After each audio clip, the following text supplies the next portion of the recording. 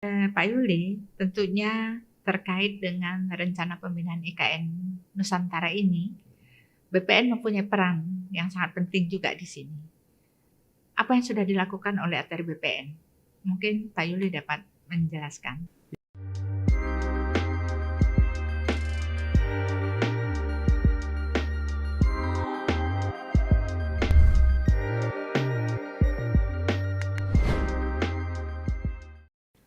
Halo sahabat ATR BPN, kali ini kita akan ngobrol terkait dengan IKN Nusantara.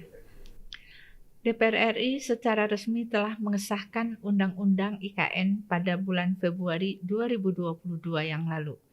Dengan adanya Undang-Undang IKN yang telah disahkan kemarin, telah menjadi sebuah kepastian hukum dalam pelaksanaan pemindahan ibu kota negara.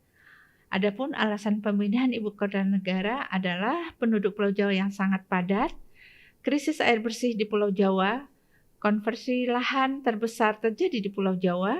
Selanjutnya adalah ancaman bahaya banjir, gempa bumi, dan tanah turun yang berada di Jakarta. Telah hadir di hadapan saya Direktur Survei Pemetaan Tematik Bapak Yuli Mardiono. Selamat datang di podcast Kementerian ATR BPN, Pak Yuli. Terima kasih. Ya, kita akan ngobrol dengan Pak Yuli. Pak Yuli, tentunya terkait dengan rencana pembinaan IKN Nusantara ini, BPN mempunyai peran yang sangat penting juga di sini. Apa yang sudah dilakukan oleh ATR BPN? Mungkin Pak Yuli dapat menjelaskan. Terima kasih Ibu Yulia. Kami dari Kementerian ATR BPN, khususnya dari Direktorat Jenderal Survei Pemetaan Tanah dan Ruang. Di sini kami mempunyai tugas fungsi pokok, yaitu menyediakan data spasial, tematik. Nah, ini yang menjadi landasan untuk pembangunan IKN. Dan yang sudah kami kerjakan adalah kita melakukan survei pemetaan tematik namanya. Di sana kita melakukan inventarisasi terkait dengan pemilikan, penguasaan, penggunaan, dan pemanfaatan tanah oleh masyarakat di sana. Bagaimana dengan pemilikan tanah yang ada di lokasi IKN?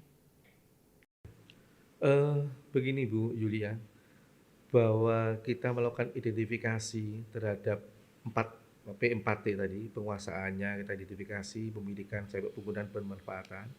Ini sangat penting sekali karena kita berbasis bidang tanah, sehingga tidak ada yang luput dari pemetaan kita, sehingga nanti ini jangan sampai ada hak kepedataan masyarakat yang terlanggar.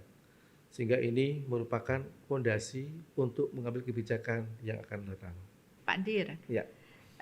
Berapa luasan kawasan IKN Nusantara yang dipersiapkan? Ya.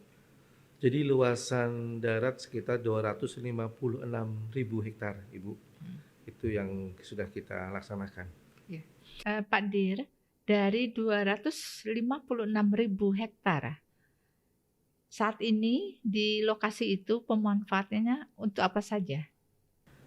Untuk tutupan lahannya itu masih berupa hutan, itu ada 61% dari 256.000 hektar. Yang lainnya sudah ada pemanfaatan dan penggunaan tanahnya, Bu.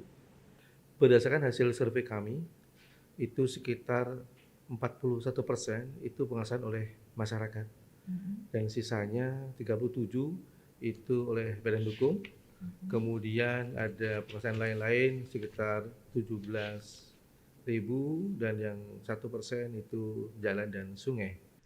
Jadi untuk pemilikan tanah, Ibu, kita bagi dua, bahwa di sana itu sudah ada tanah-tanah terdaftar, juga ada tanah-tanah belum terdaftar. Maksud kami adalah di sana yang dikuasai masyarakat itu dimiliki, baik itu sudah resmi dengan keluarnya sertifikat maupun yang belum sertifikat. Istilah kami kalau belum sertifikat namanya belum terdaftar, yang ada sertifikat sudah terdaftar. Pak Dir, dari 256.000 hektar kawasan yang sudah didelineasi, bagaimana masyarakat dapat mengetahui batasan kawasan IKN? Mungkin Pak Dir dapat menjelaskan. Ya, Jadi untuk melakukan pekerjaan itu yang kami laksanakan itu adalah survei pemetaan yang sifatnya rapid. Jadi kita masih melaksanakan inventarisasi atau identifikasi dulu, belum sampai ke tahap pengukuran atau ya pekerjaan detail, Bu. Terima kasih, Bu. Pak Dir, berapa luasan kawasan inti pusat pemerintahan yang sudah dipersiapkan? Jadi kalau total luasan untuk KIPP, Bu, kawasan inti pusat pemerintahan itu ada sekitar 6.600 sekian hektar. Ya, itu juga ada kawasan hutannya, ada APL-nya. Nah, itu yang APL itu yang kita pasang patok. Ya. Baik Pak Dir, mungkin masih ada yang ingin disampaikan kepada sahabat-sahabat ATR BPN kita? Oke, terima kasih Bu Wilya.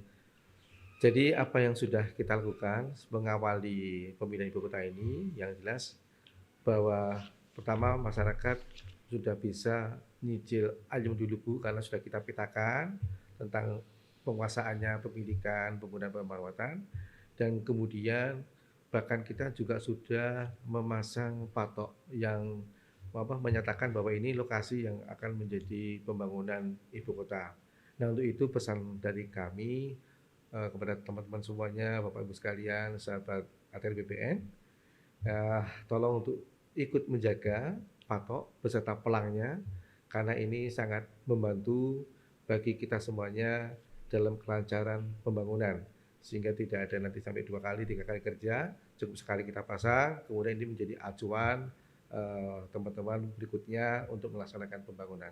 Bahwa ini bisa menjadi basic layer atau fondasi kebijakan-kebijakan selanjutnya, sehingga pembangunan yang kita inginkan di sana tetap pembangunan berkelanjutan yang akan menambah kebaikan bagi semuanya, ya masyarakatnya, lingkungannya, ekonominya, dan lain-lain. Terima kasih, Bu. Baik sahabat ATR BPN, demikian obrolan kita dengan Direktur Survei Pemetaan Tematik Kementerian ATR BPN tentang pemindahan Ibu Kota Negara Nusantara di Penajam Pasir Utara, Kalimantan Timur. Pemindahan Ibu Kota Negara dilakukan sebagai upaya untuk mengentaskan ketimpangan ekonomi dan infrastruktur di Indonesia. Secara umum, pemindahan Ibu Kota Negara diharapkan dapat mendorong kebijakan reorientasi pembangunan menuju Indonesia sentris atau fokus pada spasial kawasan Timur Indonesia. Sampai jumpa sahabat ATR BPN, ikuti podcast Kementerian ATR BPN dengan informasi-informasi update tentunya. Baik sahabat ATR BPN, sampai ketemu di podcast Kementerian ATR BPN selanjutnya terkait dengan pemindahan Ibu Kota Negara Nusantara di Penajam Utara, Kalimantan Timur. Sampai jumpa.